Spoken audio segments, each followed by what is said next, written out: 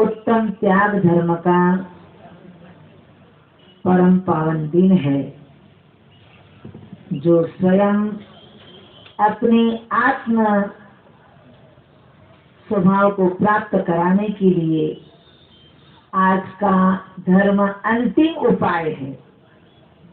उसके बाद में धर्मों का सार क्या है, मक्खन क्या है, वो कल के दिन समझेंगे। अपने निजी स्वभाव को प्रकट करने के लिए सत्य, शौच, संयम, तप, त्याग उपाय है। तो आज उत्तम त्याग धर्म का दिन है। इस त्याग धर्म के दिन त्याग का अर्थ मात्र दान, और दान मात्र पैसे का, यही तक लगभग सब सीमित रहते हैं। परंतु वास्तव में उत्तम त्याग धर्म किसका है? श्रमणों का, मुनियों का, संयमियों के अंदर ही ये सारे के सारे धर्म परिपूर्ण रीति से प्राप्त होते हैं, प्रकट होते हैं। तो उत्तम त्याग धर्म जब अपन त्याग को मात्र दान ही समझ लिया है, और दान में मात्र पैसे का दान ही समझ लिया है, तो फिर उत्तम त्याग धर्म जिनके अंदर होता है उनके पास तो पैसा है ही नहीं, फिर उनके लिए त्याग धर्म क्या होगा? तो यहाँ पर उत्तम त्याग धर्म को समझते हुए जो अभी आप लोगों ने पूजन के अंदर पढ़ा है, उत्तम त्याग कयो जग सारा, औषध शास्त्र अभय आहारा, नियते राग द्वेष निर्वारे, ज्ञाता दोनों दान समान। निश्चय रूप से त्याग धर्म क्या है? जो वस्तु स्वयं अपनी नहीं है, मेरी नहीं है, जो वस्तु पर है, यद्यपि पर वस्तु का, पर पदार्थ का ग्रहण भी नहीं है निश्चय की दृष्टि से, परंतु उनके प्रति जो अपना ममत्व का, मेरेपन का जो भाव है, क्योंकि त्याग धर्म तो सर्वश्रेष्ठ उन संयमी मुनियों के अंदर अपने को समझना है, तो वहां जो ममत्व भाव है, जो मेरा नहीं है, जो स्व नहीं है, पर है, पर पदार्थों के प्रति जो हमारा राग, द्वेष और मोह रूप जो परिणाम है, यद्यपि वो परिणाम भी मेरा नहीं है, परंतु फिर भी कर्म के उदय के फल स्वरूप विकार भाव, विभाव भाव स्वयं आत्मा कर रही है, इसलिए उनको छोड़ना है, उनका त्याग करना है। वास्तविक वही त्याग धर्म है।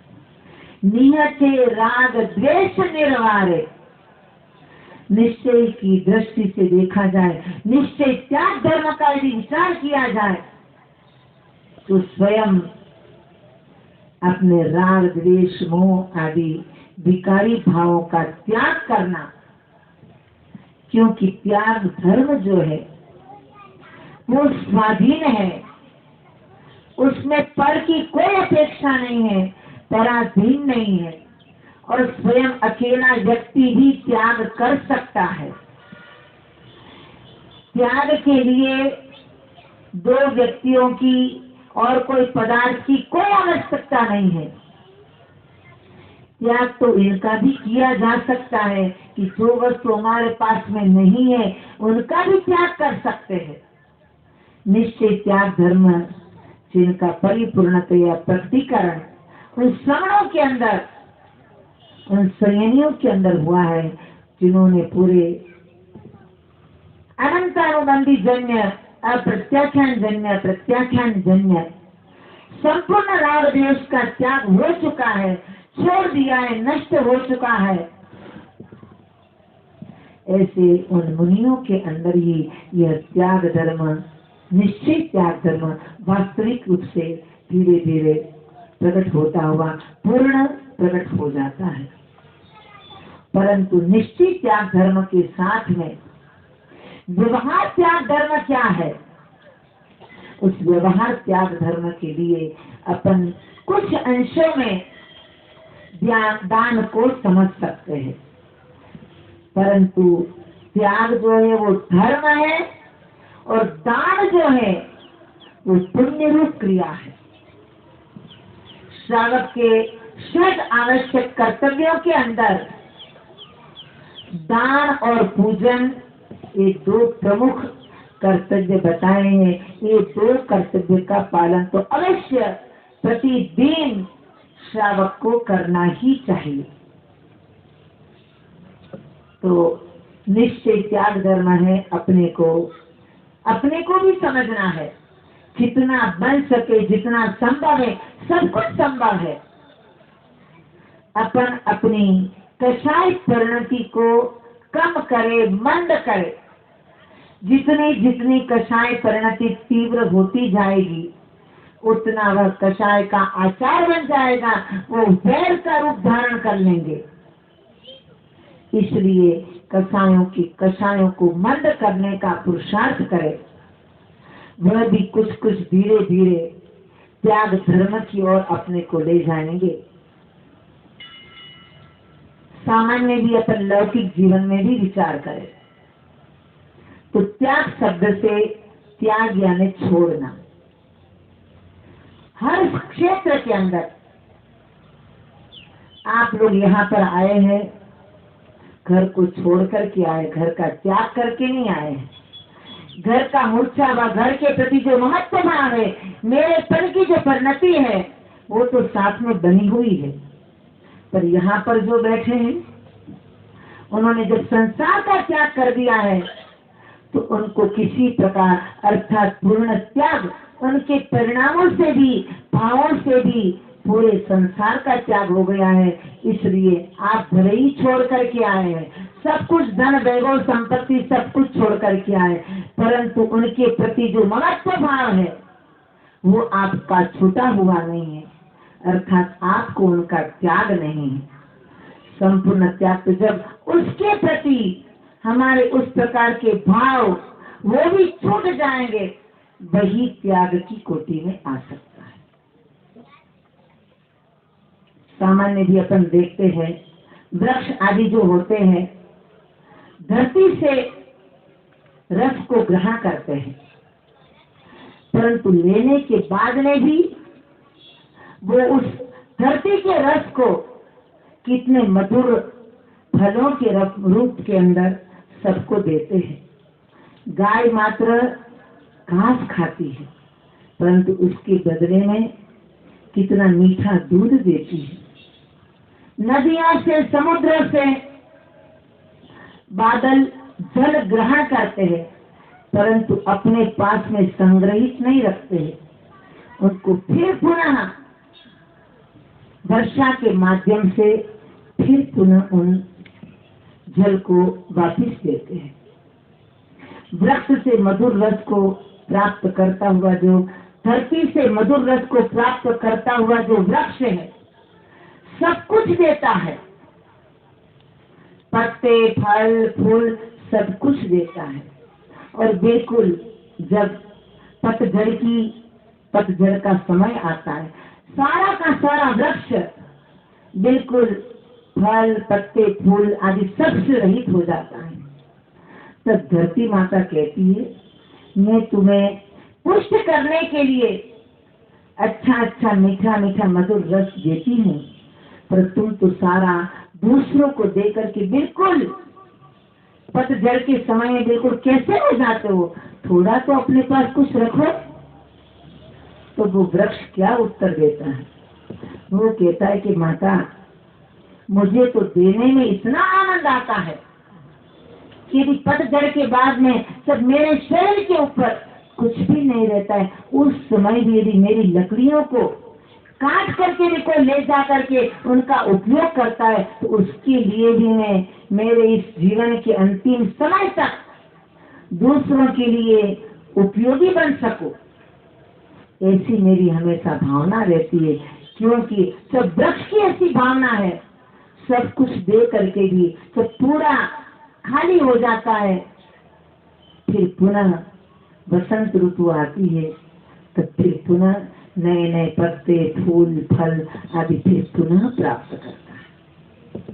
इसी प्रकार इस त्याग धर्म का अर्थ जो अपन दान के विषय को समझते हैं, पहले ये भी समझना है अपने को कि दान किसका दिया जाता है, दान की कितने पहले दान का स्वरूप लक्षण क्या है। उमा स्वामी आचार्य देव ने दान का लक्षण बताते हुए अनुग्रहार्थम स्वस्याति सर्गो दान, स्व और पर के उपकार के लिए जो कुछ दिया जाता है, स्व का भी उपकार है और पर का भी उपकार है। जो दिया जाता है उसी का नाम, अपनी वस्तु का जो त्याग किया जाता है, अतिसर्ग, अपनी वस्तु का जो त्याग किया जाता है उसी का नाम दान है। जैसे त्याग के लिए दो की अथवा अन्य कोई पदार्थ की आवश्यकता नहीं होती है, अकेला व्यक्ति अपनी भावना के अनुसार त्याग कर सकता है, परंतु दान के लिए देने वाला, लेने वाला और जिसका दान दिया जाता है, यहाँ पर तीन की आवश्यकता है। देने वाला, लेने वाला और जिस वस्तु का, जिस पदार्थ का दान दिया जाता है। यदि कोई लेने वाला नहीं है तो दान कहाँ दिया जाएगा। सब जो पुण्य रूप क्षेत्र है, उन क्षेत्र के अंदर जो दान दिया जाता है, वहां पर भी क्षेत्र के निमित्त को लेकर के कोई दान लेने वाला तो रहता ही है। पर त्याग के अंदर स्वयं यदि कोई हमारे जिनकी शादी नहीं हुई है, यदि वो त्याग करते हैं कि मैं आज से जीवन भर के लिए शादी करने का त्याग करता हूँ। हमारे नमन भैया है, वो कहेंगे जीवन भरने के लिए माता जी मैं आज से शादी करने का त्याग करता हूँ। उनको दूसरों की आवश्यकता नहीं है, परंतु शादी नहीं की है, उनके पास वो वस्तु भी नहीं है, परंतु उन्होंने भावों से त्याग कर दिया है कि आज से मेरे जीवन भर के लिए ब्रह्मचर्य व्रत का मैं पालन करूंगा, शादी नहीं करूंगा।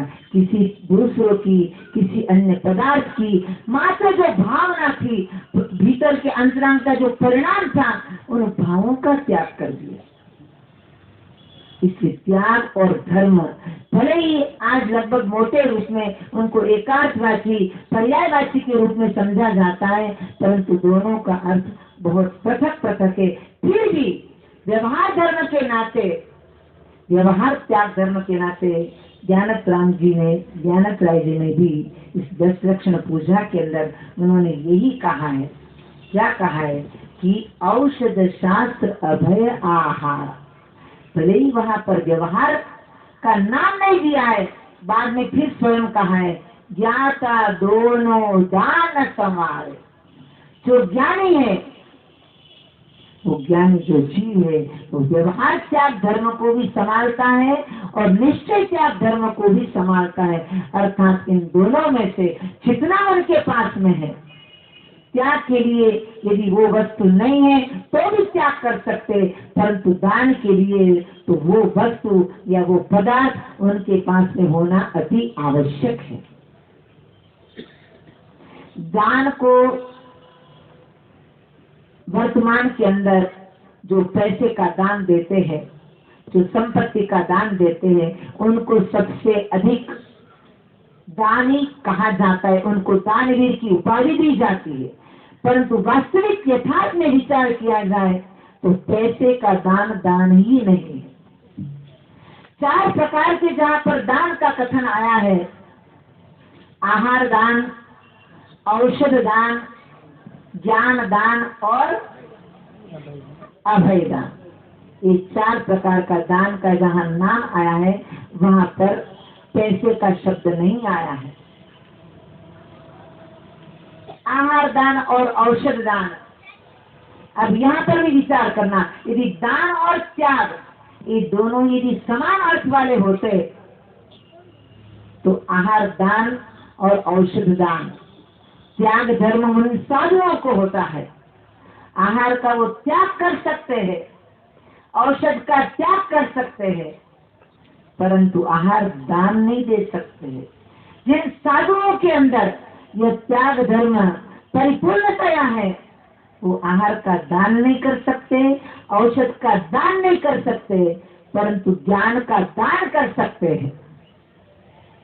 ज्ञान का त्याग नहीं हो सकता है, ज्ञान का दान हो सकता है। इस प्रकार अपने को दान और त्याग को अलग अलग समझना है, परंतु फिर भी व्यवहार के नाते लौकिक व्यवहारिक क्षेत्र के अंदर, क्योंकि सप्त परम क्षेत्रों के अंदर जब दान देना है, वो भी परम पवित्र पुण्य रूप क्षेत्र है, और वो क्षेत्र भी बिना संपत्ति के, बिना पैसे के वो क्षेत्र भी नहीं बन सकते हैं।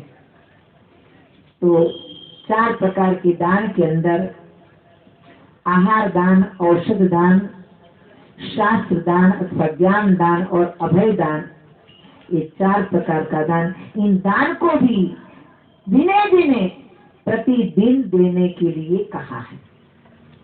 पर दान भी कौन देगा? जिनके पास में इस प्रकार के दान देने की पात्रता है, योग्यता है, और किनको दिया हुआ दान दान की कोटि में आता है। उसके अंदर भी उत्तम, मध्यम और जघन्य पात्र, जो उत्तम, मध्यम और जघन्य पात्र है, उनको दिया हुआ ये जो 4 प्रकार का दान है, उनका दिया हुआ दान ही दान की कोटि में आता है। दिगंबर मुद्राधारी जो श्रमण मुनिराज होते हैं, उनको यदि अपन दान देते हैं, शक्ति त्याग, शक्ति के अनुसार त्याग करते हुए, वहां पर भी त्याग है, शक्ति के अनुसार त्याग करते हुए उनको अपन दान देते हैं। उत्तम पात्र तो भी मुनिराज है, मध्यम पात्र के अंदर आई का, शुल्लक, शुल्लिका, इल्लक आदि सभी मध्यम पात्र के अंदर है, और जघन्य पात्र के लिए अविरत सम्यक दृष्टि। इस प्रकार से पात्र को ही दान देना चाहिए। पात्र को दिया हुआ दान ही दान की कोटि में आता है। पात्र के बिना यदि आपने कई दीन दुखी जीवों को लेकर के, उनके निमित्त को लेकर के कुछ दिया है, वो करुणा के अंदर, करुणा दान की कोटि में आता है, परंतु ये 4 प्रकार का जो दान है, उस दान की कोटि में नहीं आता है। आज इस काल के अंदर अन्य भी वस्तु का दान दिया जाता है, परंतु अपने जिन शासन के अंदर भगवान तीर्थंकर की वाणी के अनुरूप अन्य ऐसे कोई पदार्थों का अपने द्वारा दान नहीं दिया जाना चाहिए। आप सब समझ गए होंगे कि हमारे द्वारा जिन शासन के अनुरूप किस प्रकार का दान देना चाहिए, परंतु आज की युवा पीढ़ी अन्य सभी लोगों के संपर्क में आने के कारण कोई परिस्थिति ऐसी सामने आती है, परिवार के ही कोई सदस्य है और उनके लिए यदि कोई आवश्यकता है, वो बात अलग होती है, परंतु आज अपने नाम के लिए अथवा जो भी आपकी किसी प्रकार की भावना हो सकती है, उनके लिए अपने जैन कुल के योग्य जिन जिन पदार्थों का दान देना चाहिए, उन्हीं पदार्थों का दान देना चाहिए। अन्य किसी भी पदार्थों का दान नहीं देना चाहिए। आप सभी समझ गए होंगे। अपने यहाँ पर रक्त दान देने की कोई भी शास्त्रों के अंदर, तीर्थंकरों की वाणी के अंदर, या हमारे आचार्य परंपरा, आचार्य की जो ग्रंथ है, कहीं पर भी उनको नहीं कहा गया है। देहदान, अंगदान, कोई भी शरीर संबंधी अंगदान, देहदान, रक्तदान किसी भी प्रकार से हमारे यहाँ पर इसको दान की कोटि में नहीं माना है और देना ही नहीं चाहिए, ये भी हमारा संकल्प होना चाहिए। तो 4 प्रकार के दान की जहाँ पर बात आती है, दान श्रावक को ही देना है। आहार दान और औषध दान, साधु की सारी क्रिया अपनी स्वाधीन है, परंतु आहार दान और औषध दान साधु स्वयं याचना भी नहीं कर सकता है। उनको 9 कोटि से इस संबंधी बांधा गया है कि आप अपने आहार और औषध आदि के विषय में कुछ भी नहीं कर सकते 9 कोटि से। तो उसकी सारी जिम्मेवारी श्रावक की है कि किस प्रकार से अपने को 7 प्रकार के दाता के गुण से किस प्रकार से साधु को आहार दान देना चाहिए, जिससे उनका यह मुनि धर्म का, साधु धर्म का, उनके संयम धर्म का पालन हो सके। वर्तमान में ऐसी शक्ति और सामर्थ्य नहीं है कि पहाड़ की पर्वत की चोटी के ऊपर जाकर के बैठ गए, 4 महीना का आतापन योग धारण कर लिया, वृक्ष मूल योग धारण कर लिया, वर्षा योग धारण कर लिया और वहां जाकर के बैठ गए। इसलिए किस प्रकार का शुद्ध प्रासुक अपने को आहार दान देना चाहिए, ये भी आपके ऊपर है, इसमें भी ध्यान रखना। ऐसा नहीं है कि जो कई बार हमने आपको कथा भी सुनाई है, प्रत्येक व्यक्ति आहार दान देने के लिए ऐसा जरूरी नहीं है कि पैसे वाला धनवान ही आहार दान दे सकते। 4 प्रकार के दान गरीब से गरीब व्यक्ति भी, यदि उनके पास में आटा भी नहीं है, केवल आटा और पानी मात्र है, तो भी उसको शुद्ध तैयार करके अपनी भावना से यदि वो आहार दान देता है तो शुद्ध पानी और आटा का फल भी उनको कितना अच्छा मिलता है। बहुत गरीब व्यक्ति था, कन्या बिल्कुल शादी की योग्य थी, घर में पैसा नहीं था, तब पत्नी कहती है पियर चले जाओ, मेरे ससुराल चले जाओ, वहां पर मेरे भाई लोग आपको कुछ सहायता कर देंगे। पुरुष वर्ग कभी ससुराल में जाना और ससुराल में जाकर के भी हाथ फैलाना कभी पसंद नहीं करते हैं, चाहे भूखे रह जाएंगे। पत्नी के बार बार कहने से वो चले गए, परंतु गरीबी और अमीरी उनके बाहर से ही दिखाई देती है, दिखा नहीं है, परंतु फिर भी बेचारा गरीब व्यक्ति इतना अपने जीवन से हताश हो जाता है। अंतरंग की भावना, जो अंतरंग के परिणाम बाहर भी दिखाई देते। दूर से जब बहनोई जी को आते हुए देखा, तब सब साले जी ने भीतर में, अरे रास्ते में आते आते उन्होंने खाने के लिए अपने पास में जो शुद्ध आटा था, आटा बांध लिया था, रास्ते में भोजन कर लेंगे और आगे। परंतु उस गरीब व्यक्ति का नियम था, मैं पड़गाहन करके, जंगल के अंदर भी कोई साधु नहीं थे, पर जंगल के अंदर ही उन्होंने पड़गाहन किया, शुद्ध पानी तैयार किया और आटा शुद्ध था ही उनके पास। एक मासोपवासी मुनिराज जंगल के अंदर, उनका नियम था कि आज इस जंगल के अंदर ही मुझे कोई पड़गाहन करने वाला मिलेगा तो मैं आहार करूंगा। वहीं पड़गाहन कर लिया, आहार हो गया। साधु ने भी पानी और सूखा आटा ले लिया आहार के अंदर, वो चले गए और वो जो फिर उन्होंने अपना आटा और पानी खा लिया और वो भी चला, उनको कोई विकल्प नहीं था। दूर से जब देखा बहनोई जी आते हुए दिखाई दे रहे, सब सालों ने मिलकर के अपनी सलाह कर ली कि कुछ शायद कुछ लेने के लिए आए हो सकते हैं। जैसे ही बहनोई जी आए, सभी सालों ने, सारे परिवार ने मिलकर के इस प्रकार की चर्चा प्रारंभ कर दी, इस साल तो इतना नुकसान हुआ है, ये हुआ है, ये हुआ है। जिससे सामने वाला बोल ही नहीं पाए, उन्होंने क्या इच्छा लेकर के आया था। यहाँ तो ऐसे पहले से इस प्रकार की चर्चा चल रही है, वो क्या मांगेगा। वो भी समझ गया, उनने कुछ भी नहीं कहा और तुरंत ही वापिस लौट गया। रात्रि विश्राम करके जब प्रातः काल वापिस लौटे, उनके पास में कुछ भी नहीं। जो पत्नी ने बार बार कहा था, परंतु साले जी ने कुछ कहा ही नहीं और इन सबकी भावना ही थी कि कुछ मांगे ही नहीं, क्योंकि हमें कुछ देना नहीं है। रास्ते में जब लौट रहे थे, एक आंवले का वृक्ष था। आंवले के वृक्ष के नीचे प्रातः काल में बहुत सारे आंवले गिरे हुए थे। उस बेचारे गरीब व्यक्ति ने उन आंवले के फल जो नीचे गिरे हुए थे, उन फलों को उठा लिया, अपने कपड़े में बांध करके वो चला। अब वो सोच रहा था कि पत्नी कहेगी क्या लेकर के आए, इसलिए पीछे के दरवाजे से घर पहुंचे। और वह पीछे के दरवाजे में जहाँ पशु वगैरह बांधे जाते, वहां पर जो उनके बांधने का स्थान था, वहां उन्होंने अपने गमछा के अंदर जो आंवले थे वो वहां डाल दिए।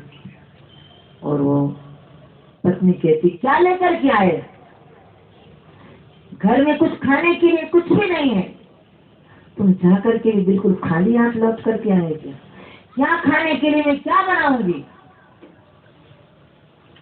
बोले कि कुछ भी नहीं, बस ये चने की रोटी और कढ़ी बना लो, बस मैं आंवला लेकर के आया हूँ, आंवले की कढ़ी बना लो और चने की रोटी बना लो। पत्नी तो बहुत गुस्से में थी, कहाँ रखा है आंवला, तो पीछे रख करके आया।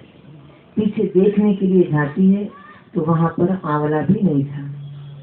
जहाँ पर आंवला रखे थे, आंवला के रत्न बन गए थे, सारे जगमगाते हुए रत्न थे।